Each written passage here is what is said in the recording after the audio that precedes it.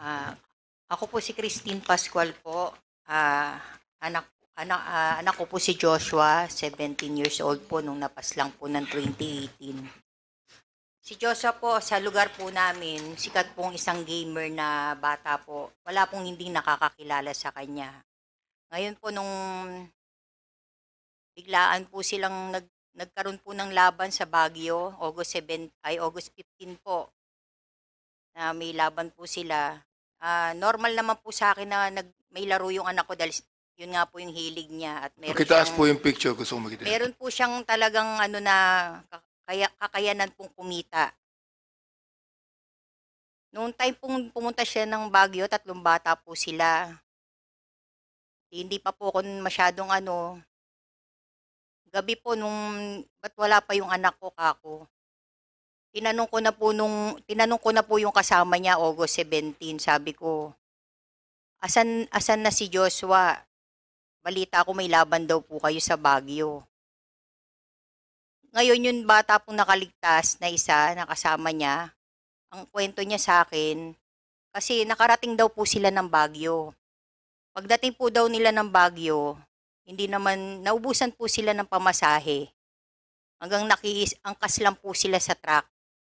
Ngayon pag angkas po sa truck, yung mga bata, hanggang dito lang po sa Proserobio, Pangasinan hininto.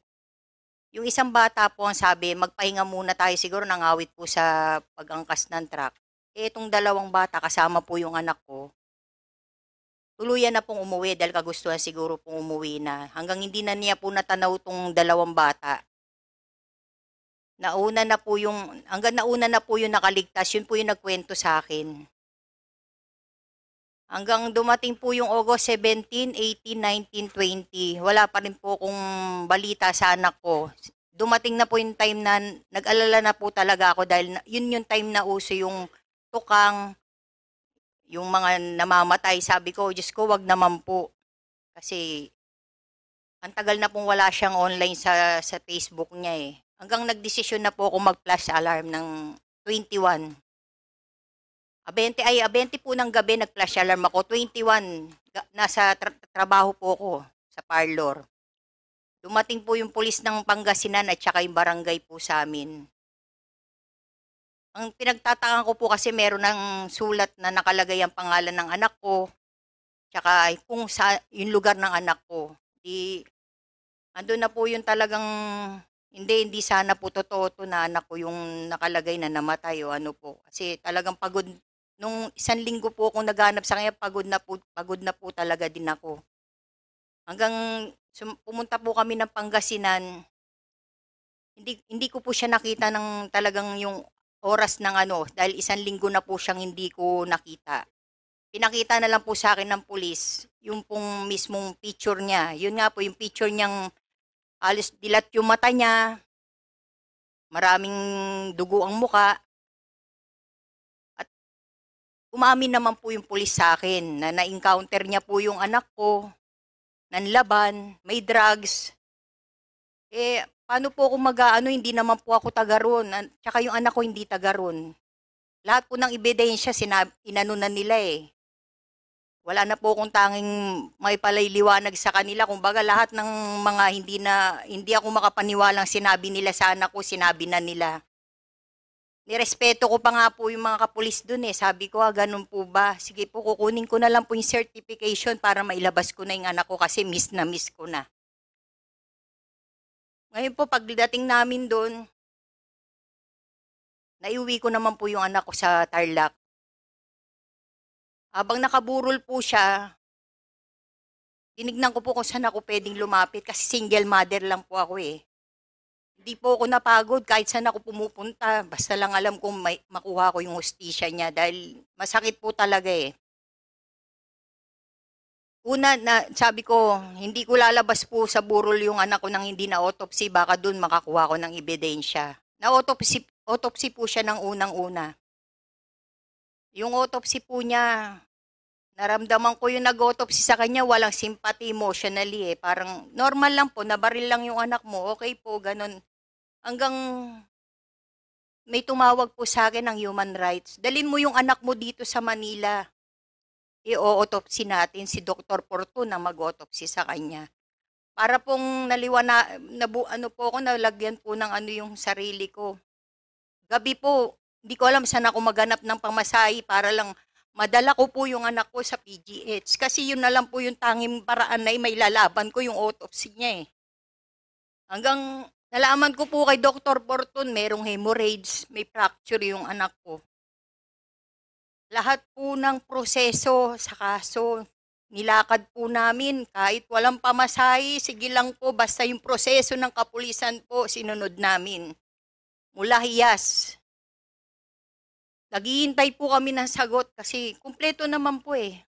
Nagulat na lang po kami, dinismiss po. Bilang ano po, sinubukan pa rin po sa ombudsman. Hintay pa rin po. Proseso, tama naman po yung proseso namin.